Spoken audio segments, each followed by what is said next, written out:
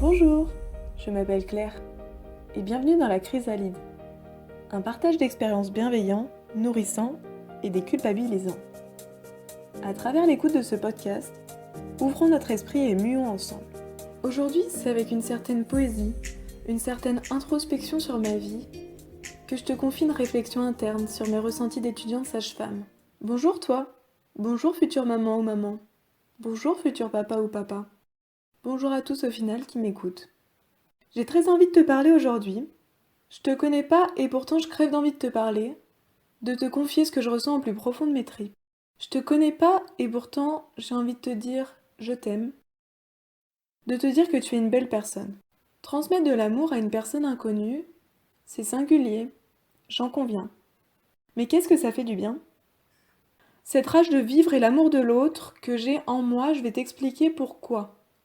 C'est drôle car je te connais pas et pourtant j'ai l'impression que nous sommes proches.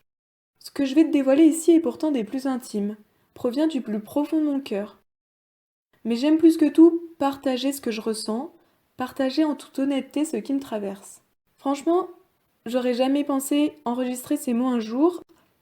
D'ailleurs, j'avais envie de te parler d'un tout autre sujet, mais ça viendra après.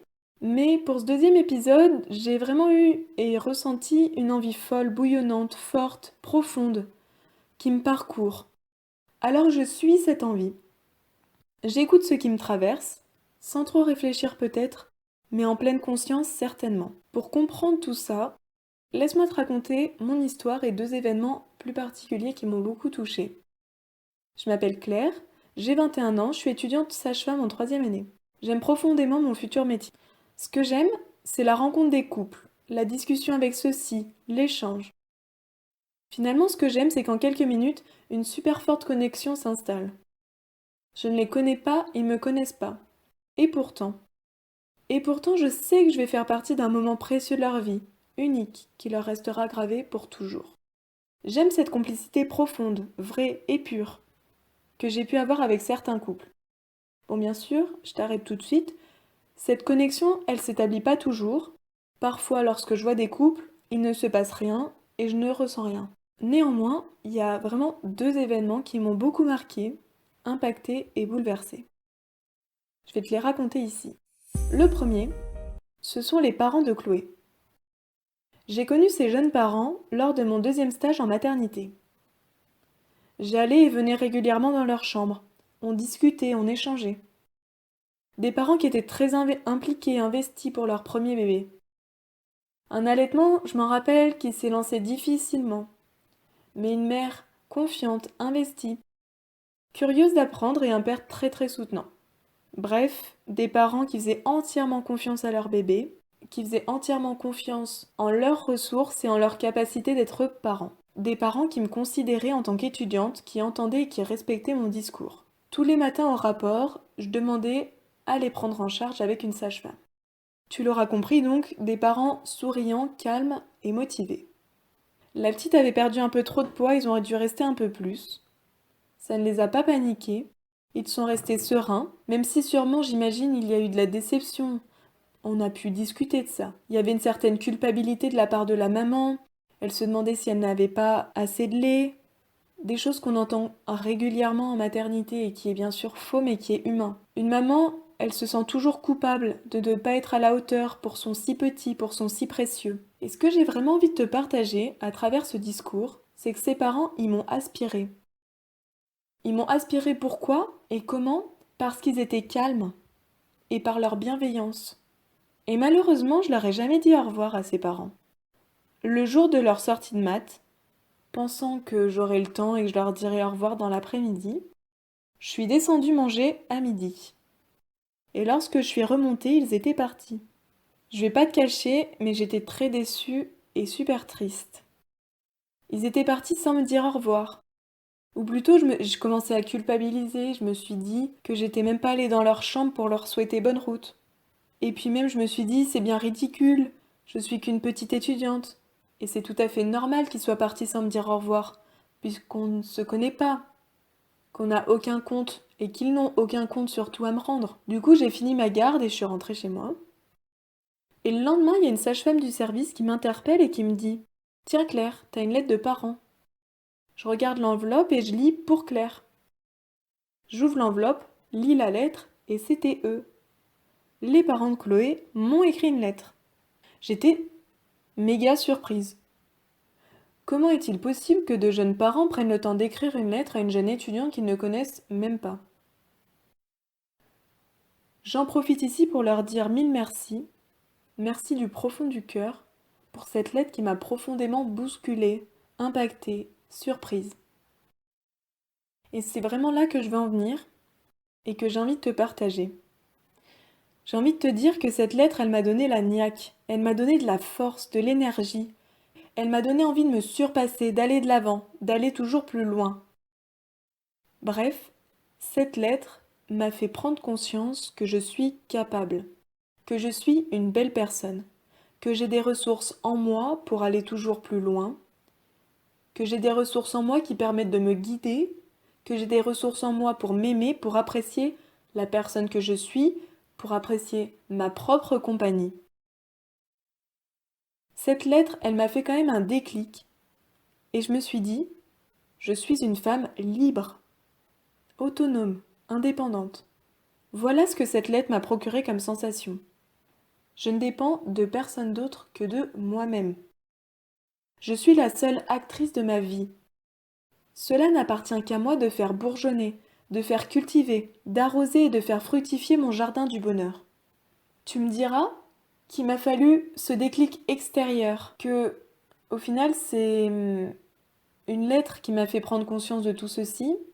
J'ai envie de te dire oui, mais justement j'ai envie de te dire que ça peut arriver grâce à mon podcast, que ça peut arriver grâce à l'écoute de plein d'autres choses, que ce déclic il peut arriver à d'autres événements. Moi c'était celui-ci.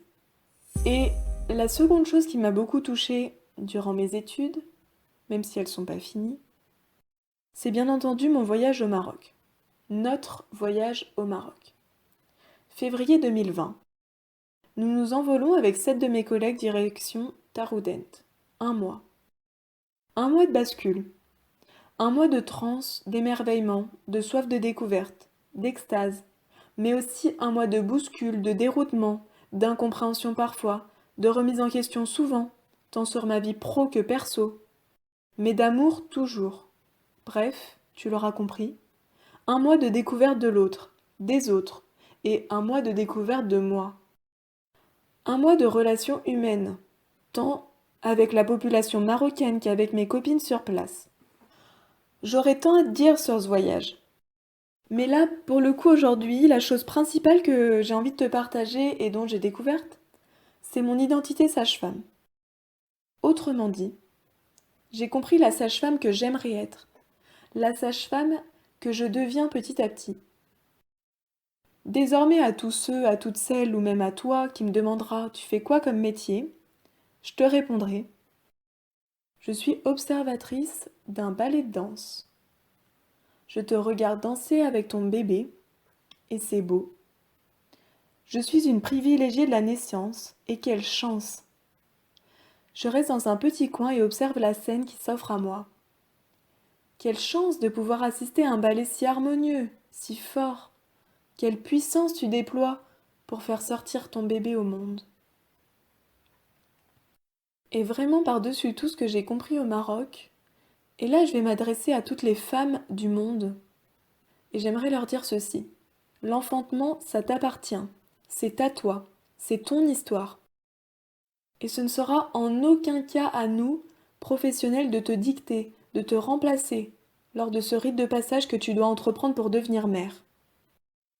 Tu es le rôle principal de cette pièce de théâtre, jouée dans le Theatrum Mundi, le théâtre du monde. Tu es la pièce maîtresse de ta vie. Tu es actrice de ton enfantement. Tu es libre. Libre d'enfanter comme tu le souhaites, car c'est ton moment. Et ce moment, il n'appartient qu'à toi. Tu es belle. Tu es pleine conscience. Tu es énergie de vie. Tu es Eros. Tu es le feu qui illumine et réchauffe nos cœurs. Tu es vent. Tu es marée. Bref, tu es toi.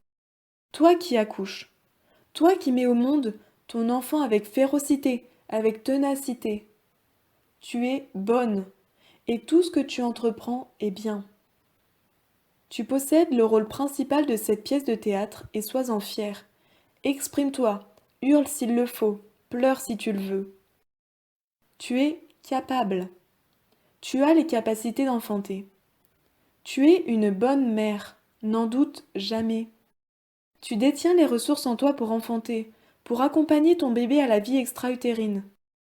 Tu possèdes une énergie surprenante, voire même stupéfiante lorsque tu accompagnes ton enfant avec une telle force, avec une telle puissance. C'est ce que j'ai vraiment vu au Maroc. C'est cette puissance de la vie. Et je tiens à te dire que je t'aime.